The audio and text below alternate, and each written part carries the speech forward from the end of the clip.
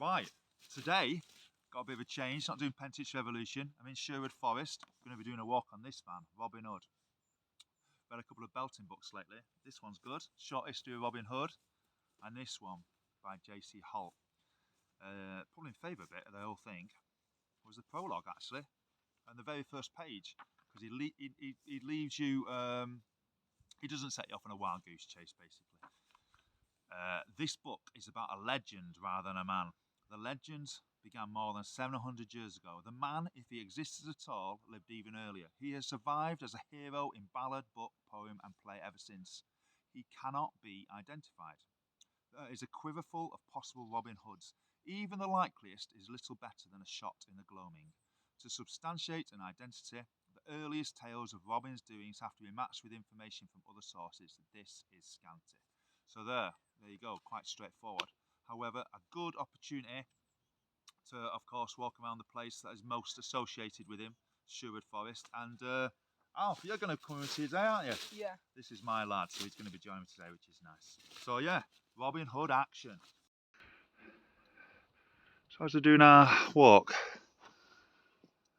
walking around an area where there's a lot of old oak trees, but I don't know if this is current environmental conservation practice or was an idea from a few years ago, but lots of the trees have these iron brackets on, which look a lot of work to do, and I wonder about the purpose. It's obviously meant to, well, I say obviously, I'm assuming it's meant to kind of keep the tree standing upright, but that seems a silly idea.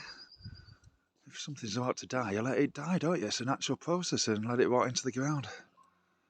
But anyway, maybe there's a better reason than what I know.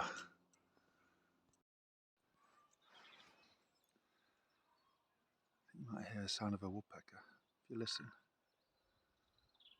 I talked over it there, sound of a woodpecker.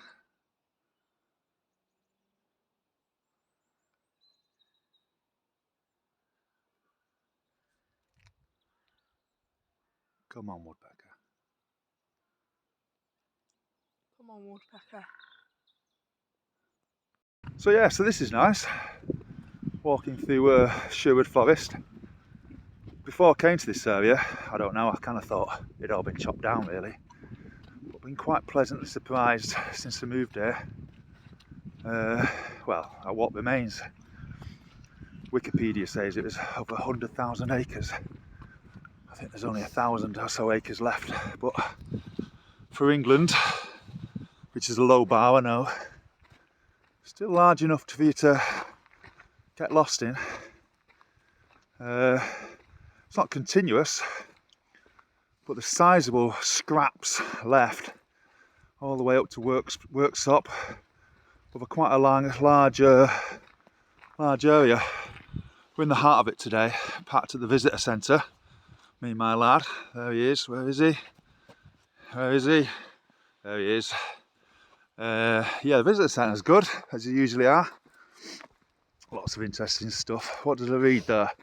Oh yeah, the Romans came here, heavily farmed the area apparently. It says something about it affected the fertility of the soil, it became depopulated for centuries, and it wasn't until the Scandinavians turned up in the 9th or 10th century that it was people lived here again in Shire Forest, Sherwood.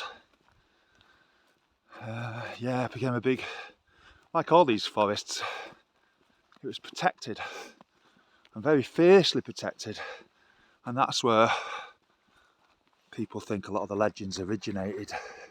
You know, the kings and the authorities, the Normans trying to police the woods, the locals, the commoners, sometimes in the tales the Angles and Saxons trying to live in the wood, that tension between who controls and the people living there.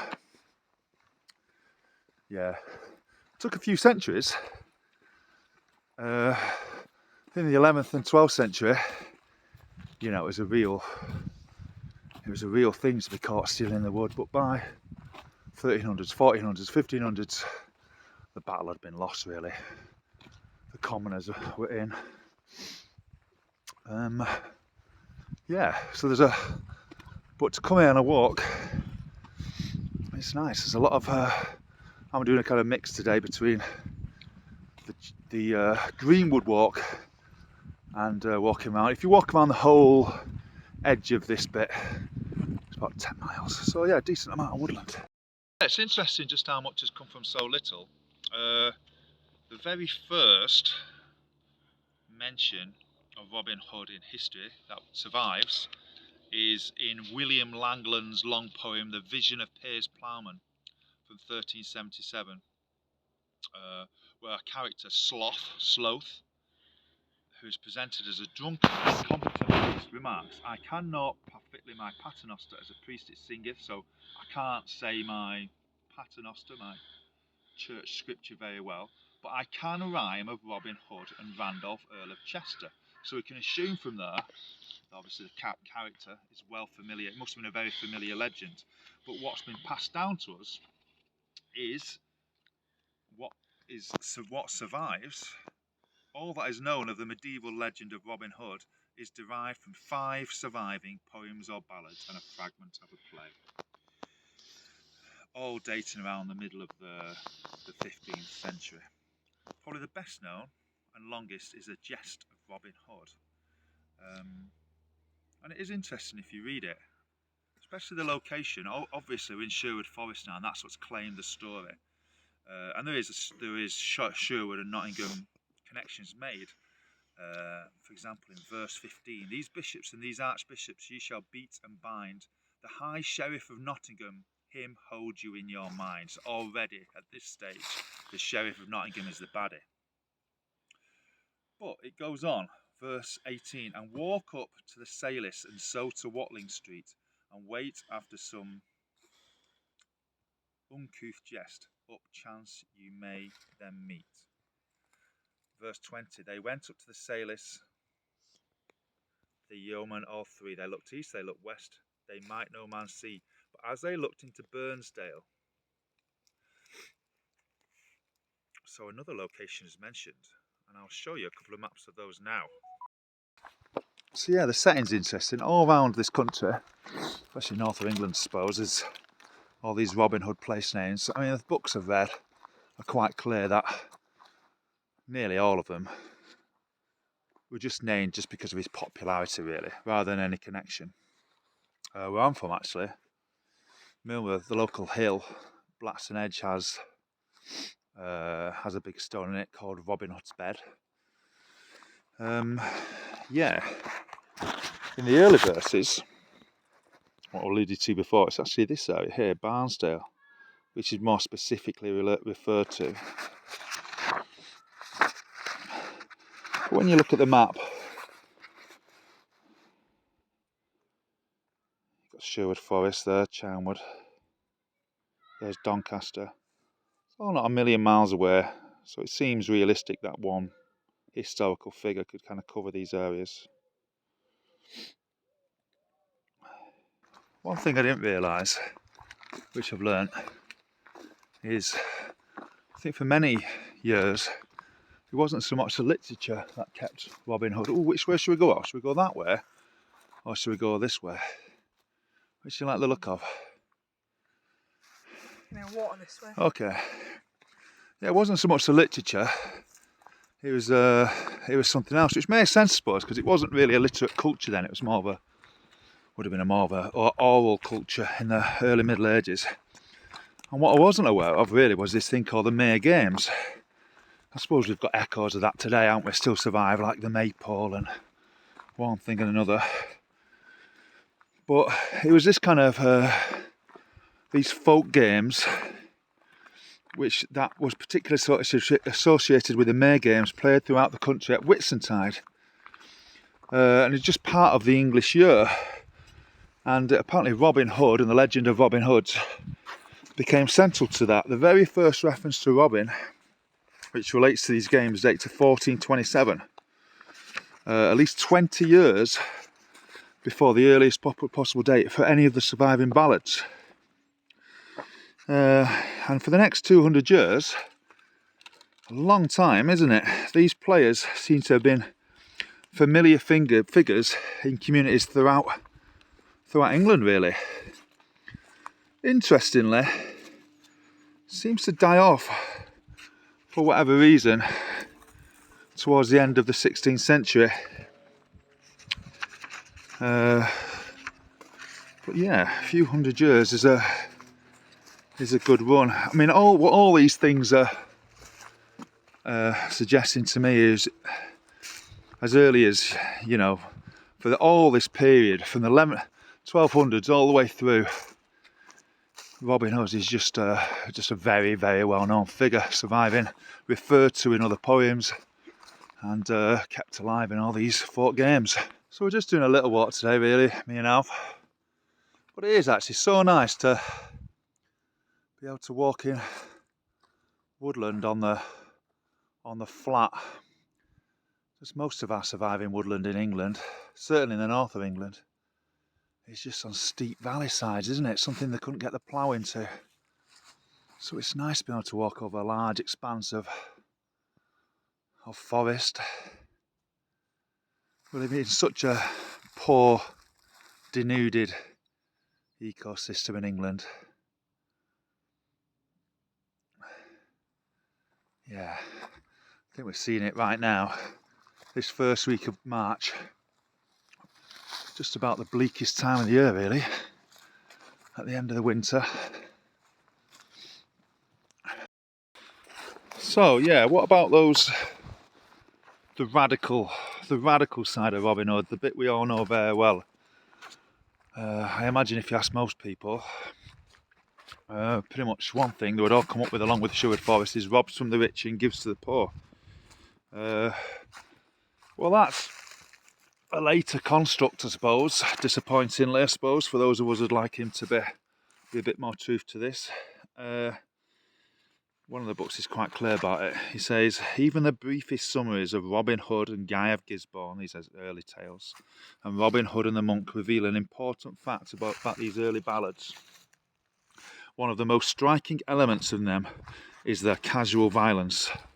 Although Robin and his followers are capable of courtesy and generosity, and they have in their own way a rather strict code of justice and morality, they are also men with no qualms about killing their enemies and mutilating their bodies, and often in a really grisly fashion. There's a story here about how in one of the tales Robin kills his opponent, and cutting off Guy's head, he sticks it on the bow's end.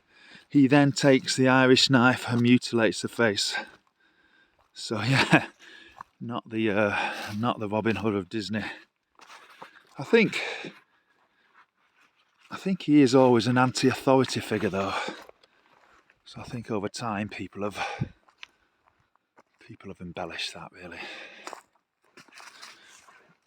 So yeah, in J.C. Holt's Robin Hood, he in the postscript he makes a really interesting argument that actually, with the dearth of the literature, one way you can try to date this is through people's surnames, and people have found surnames, people using the surname Robin Hood.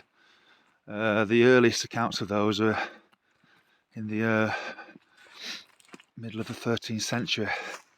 So already by the middle of the 1200s, the legend was firmly established enough for people to be kind of naming themselves after. And there seems to be a bit of a criminal connection. It seems that, I don't know, people who thought they were hard, like outlaws and robbers and the type, seem to give themselves the name Robin Hood. So yeah, the legend must have been pretty strong.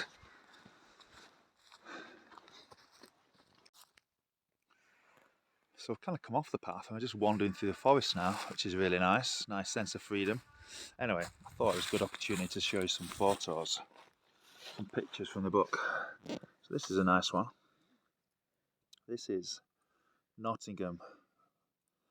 And for people familiar with Nottingham, this is a castle on the left, and this is St Mary's Church on the right hand side. And it's hold it up and after. And yeah, that's the figure that's the scene where Robin Hood falls out with the monk over there. I just love looking at these old towns and cities. You could have just ridden in straight from the countryside, weren't you? Where they were in, just, like country villages, aren't they? Compared to our modern, urban, nightmarish landscapes just look so idyllic. And then the next one, you can turn to Alfred. There you go. This seated figure here is Edward I, and it's in the jest, in that early tale, The Jest of Robin Hood. It's the state of the king's forests that brings Edward to seek the outlaw band. Over centuries, it's this access to land and forests and commoners' rights. It seems such a probably the key issue, I think, in English society. Around here, though, it was kind of given up. In 1306, Edward I formally surrendered many of the forest areas. I think it just seemed to be a losing cause by then. People were just accessing them for timber all the time. The last image, Alfie, if you can turn to it. This one here. This is the romantic Robin Hood most of us are familiar with. Robin Hood and his merry men entertaining Richard Lionheart. This is much more of a 19th century invention, really. Nice though, obviously caught people's imagination. Cricket club. Edwinstowe Cricket Club, I assume. What a fantastic little cricket pitch to play on. Look at that, right on the edge of Sherwood Forest. There's a visitor centre. Oh, it'd be lovely playing there on a summer's day, wouldn't it? Anyway, that's the end of our walk. Did you enjoy it, Alf? Yeah. What happened to us? Well, we got lost. We're going the completely wrong direction. We did. So yeah, we ended up doing I don't know, a good mile or two more than we did, but good to get lost in a forest. Yeah, so good fun. It makes a real nice change to have a wander around a forest. So yeah, thanks for watching. Not sure when the next one will be, but it won't be too long.